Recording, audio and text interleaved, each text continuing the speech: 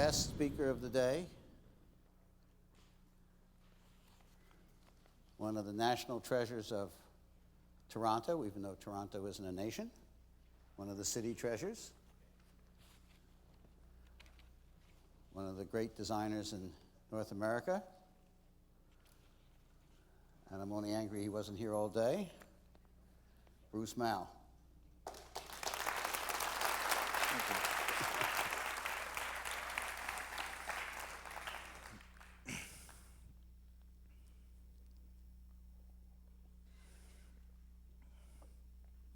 A national treasure of Toronto. It's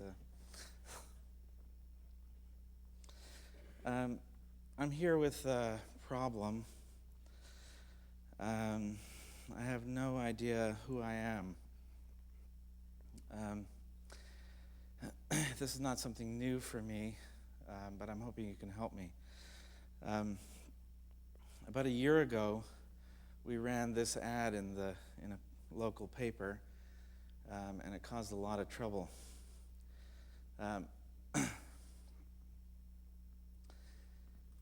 We got a couple of hundred responses to it, and the ad tells us. The ad said something about who we are. I have a studio here in Toronto, and for a long time now, I've been trying to do things that I could get better at as I get older. And I realized graphic design is really a game for kids. And I was probably getting worse at it than rather than better. And so I took up blues singing.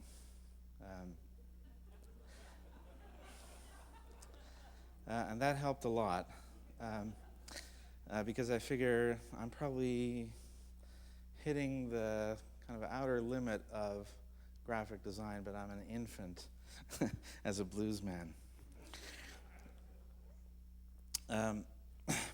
But this is, in a certain way, this headline is, in a certain way, a kind of motto of what we are attempting. And that is to do things that we don't know how to do. And to avoid the things that we do. And so I want to show you two projects that I almost certainly don't know how to do that we've done in the last month. When we did them, the Globe and Mail told me that I was not an artist. The Post said I was an artist. The Globe said I was a landscape designer, a landscape architect. Which is something it's one of the few things I can tell you I am not.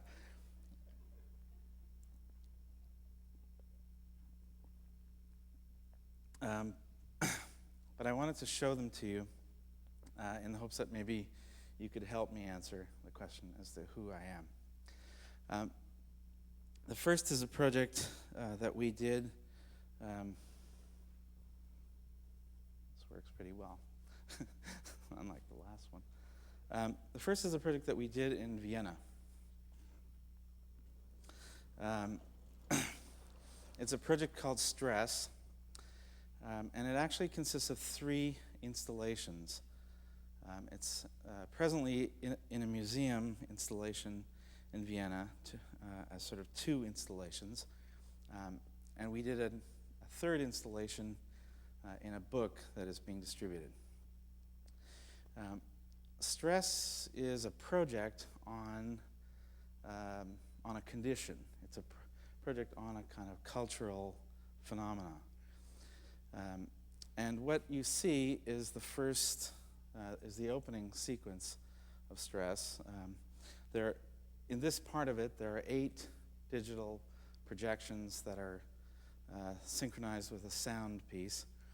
And I have with me a kind of excerpt from that I'll show you. The first piece is called Alarm, and it consists. The video installation consists of 26 episodes, each about a minute long, that taken together try in a certain way to communicate a condition, a kind of economic condition that we find ourselves in the world. And that is a condition where everything that we do is pushed to a threshold. And everything that we think somehow has to fit within that kind of an envelope. And even the notion of the envelope is, in fact, a product of the idea of stress. So the piece opens with an image of time and a film by Edison, one of the first films ever made, of the electrocution of an elephant. And the electrocution of an elephant was done as a kind of demonstration of the power of electricity. At the time, there were a lot of such things. But what you see in this 1 minute film is an elephant being brought out, and then the power is turned on, and the elephant kind of smokes and collapses. And it was done as a spectacle to show the power of electricity. And we used it as a kind of opening image because it's situated as a kind of at a sort of fulcrum that leads to the world that has built up around us.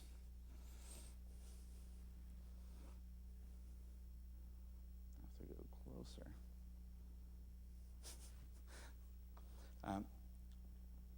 This is a piece called G-Force, and this is about a man named Colonel Stapp. And Stapp stands in a certain way as a kind of icon of the production of stress. He was a scientist in the American military who spent his life testing the thresholds of human endurance.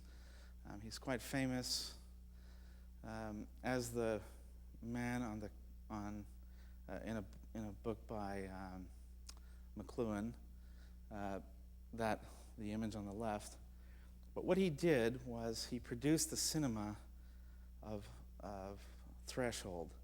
He placed himself at the center of a massive enterprise to find the threshold of what a body can take. He couldn't, in his own mind, invite volunteers, so he himself volunteered and did all the work on his own body. In the piece, he describes the moment where he would strap himself to the front of a rocket sled and blast down the track, and then stop suddenly to see what happened. And he describes what happens, that all the blood rushes to the front of his body.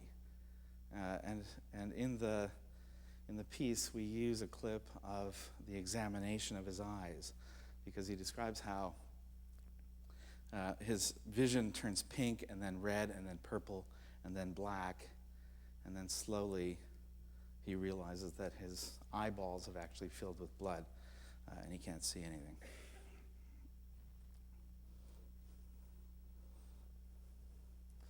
This is a piece called Jitterbug, and it's a silent or nearly silent piece that has a kind of almost buzzing room tone. And it's an archival record of Jitterbug dancing. The effect of it is to actually see the body kind of exploding in movement, as if it's been trapped and suddenly released onto the stage.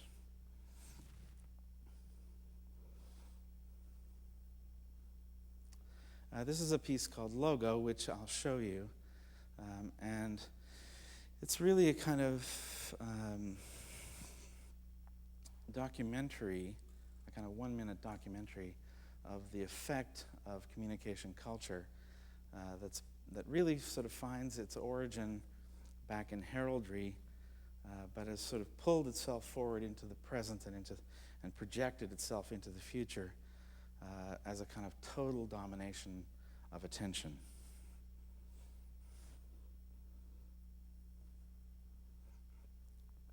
This is called Rupture. And what we've done is we've taken the moment where the market collapses and the forces that the market can bear, the forces are simply more than the market can bear, and the market kind of explodes with violence. This is the moment in Los Angeles at the corner where the uprising in Los Angeles began, and we have footage that is it's kind of casual footage that was taken, and it's a kind of madness. And in this case, we have 8 screens, so you find yourself embedded in the environment itself, as if everywhere you look, the violence of this moment is erupting around you.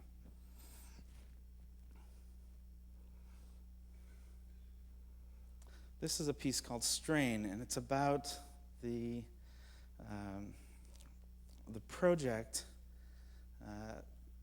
to escape the one threshold that we all are bound by, namely gravity. It's a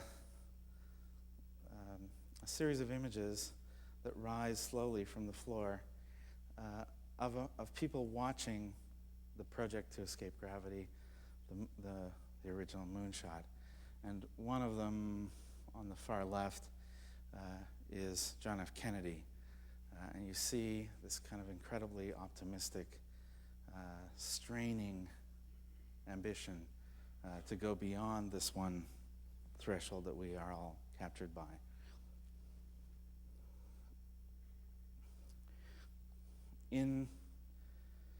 Around the space of this installation in Vienna, at the museum there, we've installed a kind of similar inventory of stress conditions, in this case in objects. So what we've done as a way of trying to communicate this environment is to produce a kind of series of excerpts from the world. So we've taken 26 objects, each in a way standing emblematically as one aspect of stress, and installed them in a blue environment, so that there is a kind of film noir quality to the whole enterprise. And it's the environment in which you find yourself before going into the cinematic installation. This is a 13-ton escalator produced by Schindler that takes it's here in a way because it takes every vertical and makes it horizontal.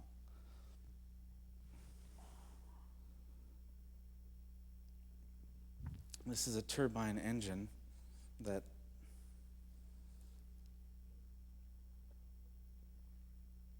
obviously transformed the entire world of movement.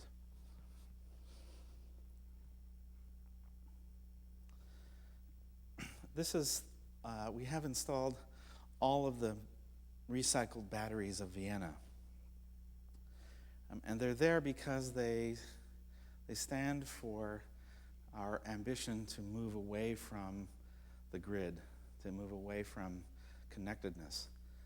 And in a way, if you can imagine a line from the elephant to the battery, you see that the battery stands for our whole vector of mobility and being able to take the kinds of conditions that we live under on the grid, under electrification, et cetera, and take those kinds of conditions and move them off the grid.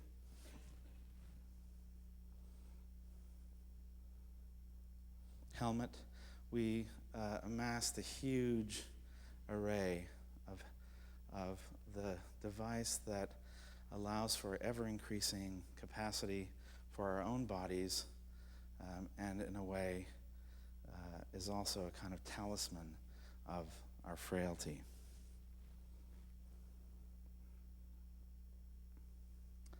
Accident.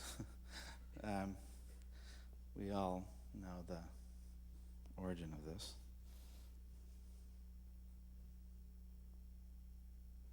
And surveillance. Now, when we did the project here as a kind of test in Toronto at the Downsview Air Force Base as an installation, and we showed, we didn't do the objects, but we showed we did a kind of test run of the installation with the digital projections.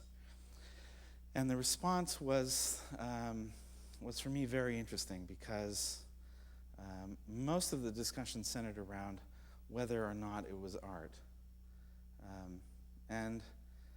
It's for me very interesting when a project moves from the studio, which is our place of study, where we invent things and take them and sort of form them and then take them out into the world.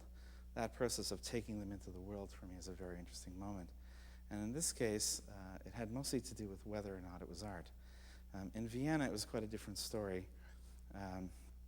And it's sort of it's a kind of an old newspaper town, Vienna. And it was like in the movies where you see, where they go to a restaurant in New York and wait for the reviews.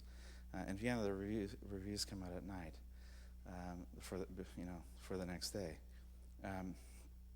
And there, it was totally different. And although the reviews were all in German, so I can't really say what they said, the issue of whether or not it was art was not really an issue. But for me, I'm not really interested in that. For me, I'm interested in doing something that we don't really know what it is, in a way.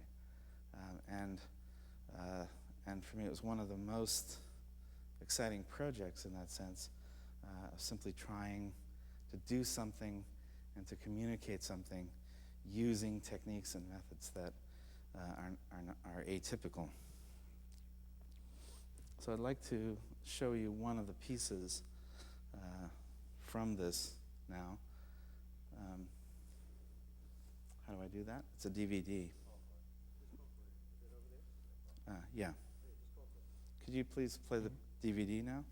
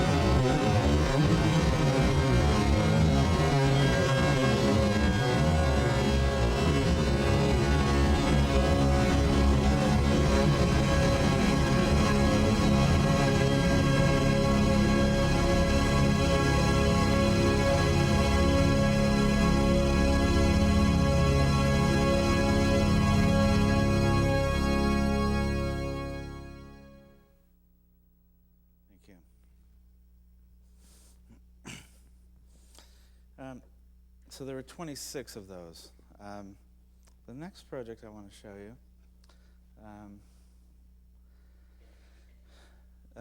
is something that we just delivered a few weeks ago. This is a collaboration with Rem Koolhaas, Petra Blaze, and another studio here in Toronto called David Olson Moreland. And we did a competition for the design of the park at Downsview Air Base. It's a 320-acre park in a 640-acre complex or program. And I can tell you, if I don't know very much about digital production and video and object installations in museums, I know a lot less about park design. But I do know that the first line is true. And that was what we based our whole project on. And that is that design and design culture is a competitive issue. And that as the economy evolves, design and what it can do will make a very big difference to the way that economy evolves.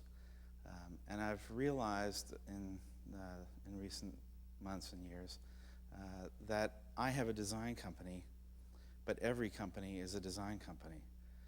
So we did a competition to design this park, and surprisingly, we won. And now we're faced with actually having to build it.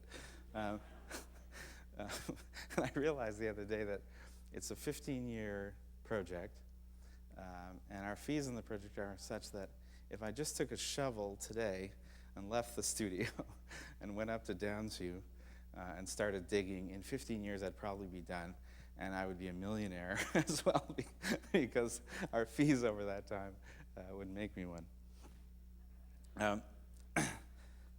But I don't think they're going to go for that. Now, just so that you know, Downsview is, for those of you who aren't from Toronto, Downsview is a military base and has an airstrip in it. And we're going to build a park around the airstrip. And that airstrip will stay, at least in the foreseeable future. So what we did was we designed a scheme. Rather than designing the park, we designed a series of strategies. So instead of a prescriptive design that said, this is going to be here and this is going to be there, what we did was we designed a series of strategies that are kind of operational. And what they amount to is a kind of formula for a new concept of what we call low-density metropolitan life. Now, whether that's actually possible to invent remains to be seen, but we think that it is. And what you're seeing here is a kind of movement through and around the model. What you'll notice is that everything is circular, and we use the circle as a kind of emblem of the intersection of the natural and the artificial. So, because what we want to do is produce a park that acknowledges that it's a fabricated, unnatural, artificial environment, but at the same time it's 100% natural. So this is the formula that we created. Grow the park, meaning take the park out beyond its boundary. Don't limit the park to the boundary of the park itself. Manufacture nature, in other words, make it natural but also make it artificial. Curate culture. We don't pretend to know what to do here in cultural terms. We know that over time that will evolve. 1,000 pathways. The idea is to actually have a kind of braided pathway system over the entire site that has a kind of limitless capacity. Destination and dispersal allows for acknowledging that this is a place where people can actually arrive and depart. And sacrifice and save means that we opt for growing things rather than building things. Thank you.